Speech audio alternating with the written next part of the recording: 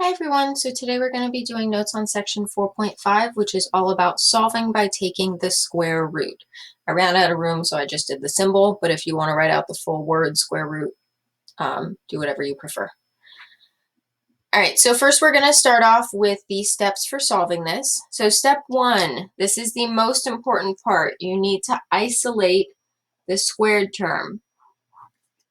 So isolate just means get it by itself.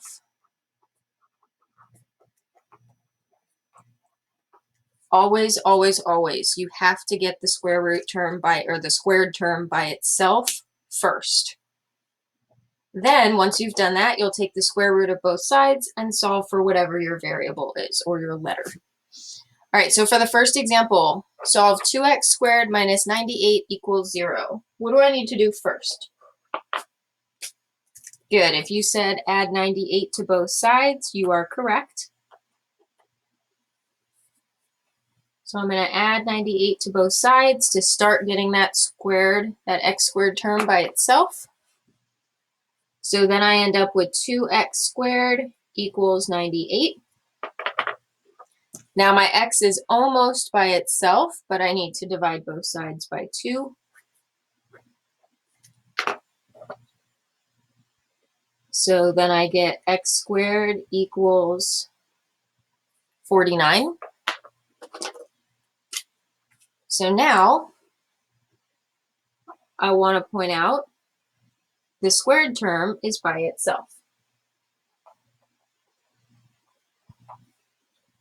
Squared term is isolated, which means now we can go ahead and take the square root of both sides.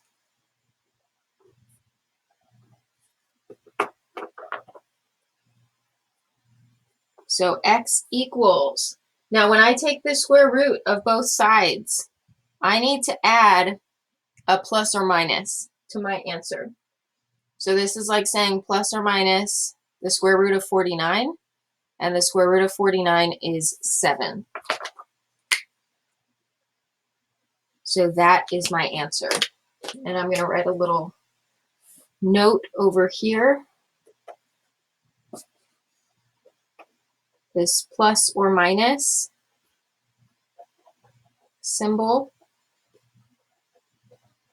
the way we say it in words is plus or minus, like I've been saying. Almost made it all the way over. And a little note about this. Always, always, always, always put plus or minus when you take the square root of both sides, because B/C means because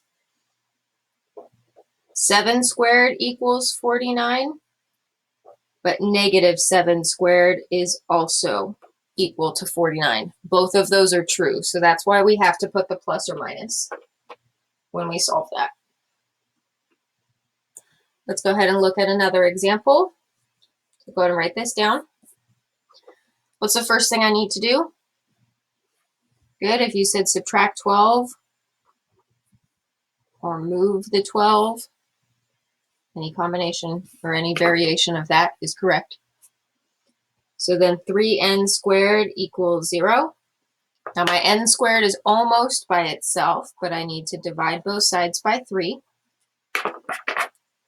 So I'm going to get n squared equals 0. So now my squared term is by itself, and I can take the square root of both sides. And just out of a habit, I'm going to write plus or minus just so I remember to do it, but then I look at the answer and see, well, 0 can't be plus or minus, it's just 0. But I still I can't talk. I still wrote that plus or minus just out of habit to make sure that I don't forget to do it. Let's look at another example. So this one, now my variable, the y, is not multiplied by anything, but I still have this plus 25. So I need to get my squared term by itself. So I'm going to subtract 25 from both sides.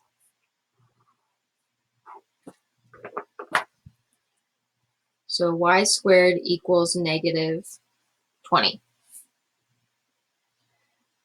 Now I have a question here. Can a squared term, can any number squared ever equal a negative? Is it possible at all ever? Good, you should have said no. So this is why it's really important that you isolate your squared term first, because now that my squared term is by itself, I can look at this and see that it's equal to a negative. So once it's isolated,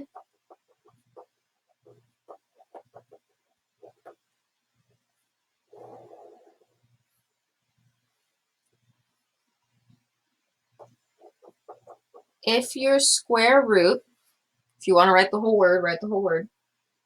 If your square root is equal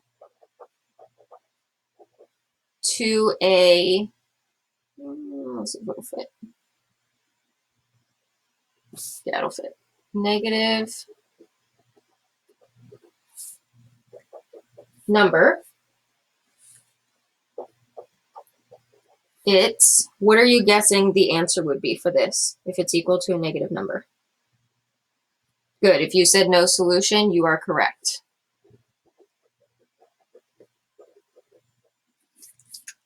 So if your squared term is by itself and it equals a negative number, your answer is no solution.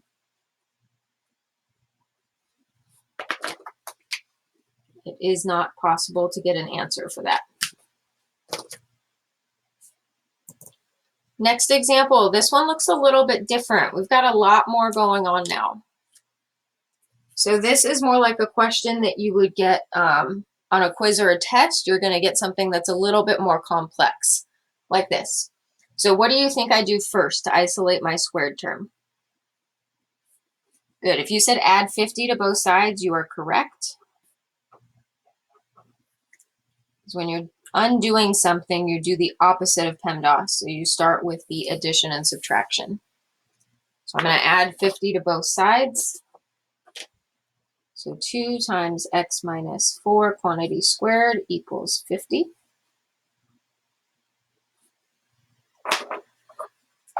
Let me zoom in on that. There we go. Now I'm going to divide both sides by 2.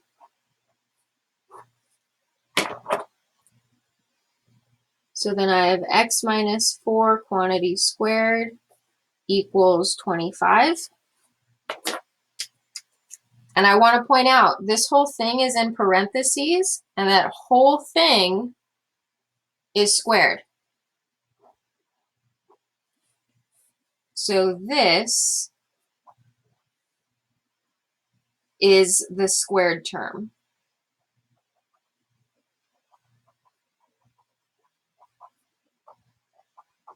So it doesn't have to be just a single variable. In this case, the entire thing in parentheses is raised to the second power. So I'm going to take the square root of this entire thing. Now when I do that, the square root and the squared term cancel out. So I'm left with just x minus 4 equals plus or minus 25. So remember, I have to put that plus or minus. Now from here, this is where it gets a little bit different. Oops, what's my mistake? Who caught it? Good, if you said this should have been 5, not 25, you were correct. Whoopsies. Just making sure you're paying attention. Plus or minus 5, that looks better. Okay, so my x is not isolated, so I'm not done solving this yet. I have to set this equal to positive 5 and equal to negative 5. So just like the quadratic formula, how we had 2 options, same idea here. So x minus 4 equals 5, x minus 4 equals negative 5. you have to do both options. So to solve both of these, we add 4 to both sides. I'm not going to show that step. So we get x equals 9 and x equals -1. You can write your answer either like this and just leave it as that and write the or you can put it in the little squiggly brackets, whatever you prefer. I'm going to leave it like this and say or -1, 9. Oops. So whichever way you prefer to write the answer is fine. I will accept it either way. So same way with your quadratic formula. If you left it either way, I will give you credit. Next example, I want you to try this one on your own. So go ahead and push pause, and then when you're ready to check, push play. Don't forget your plus or minus. All right, go ahead and check your answer to this example. So you should have subtracted 7 from both sides, divide by 3, and then you get plus or -4 and set up your 2 equations. Now, I also want to mention that when you do your homework or on a quiz or test, you're not required to show these steps in green, but everything I wrote in pencil, I do expect you to show that. But what's in green, showing what you're subtracting and dividing both sides by, you are not required to show that. I just do it so that when you go back and look at your notes, you know exactly what happened and why. All right, let's go ahead and look at one more example.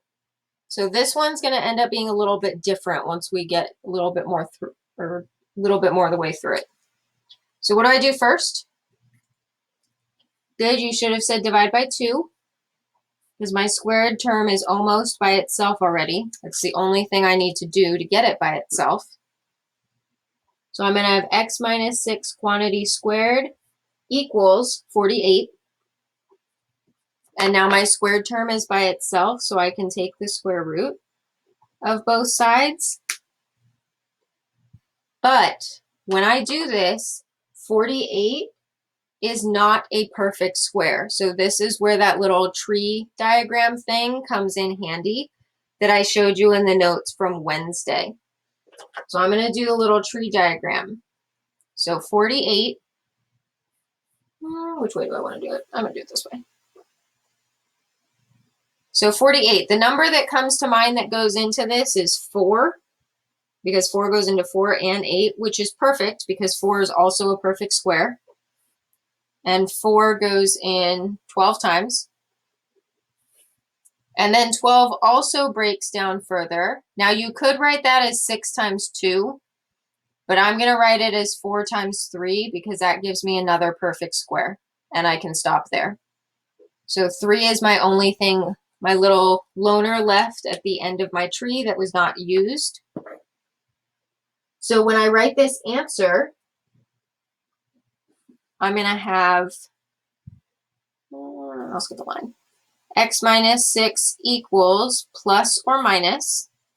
I bring a 2 out of the radical from this and a 2 out of the radical from this. So you can show this step if you want, or you can skip straight to this. X minus 6 equals plus or minus 4 rad 3. All right, now the only thing left to do is to get this x term by itself. So I need to add 6 to both sides, but this is going to be a little different than what we've seen before. So when I add 6 to both sides, notice the 4 is attached to that rad 3 with multiplication. I cannot just make that 10 rad 3.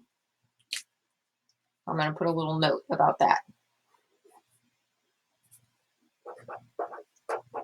Not plus or minus 10 rad 3. Please do not ever do that. The 4 is attached to a radical through multiplication. The 6 is not. If this was 6 rad 3, then you could combine them. But these are considered not like terms. So what I have here is two separate, what are they called? Terms. I'll just call them terms. So the 6 is separate and it's positive, and that is plus or minus 4 rad 3. That is the proper way of writing it. You put the number that's by itself first, then the plus or minus, then the radical term. Now you can either leave your answer like this. I will accept it this way. Or you can split it up as x equals 6 minus 4 rad 3 and x equals 6 plus 4 rad 3. Whichever way you prefer to write it. I will accept either way.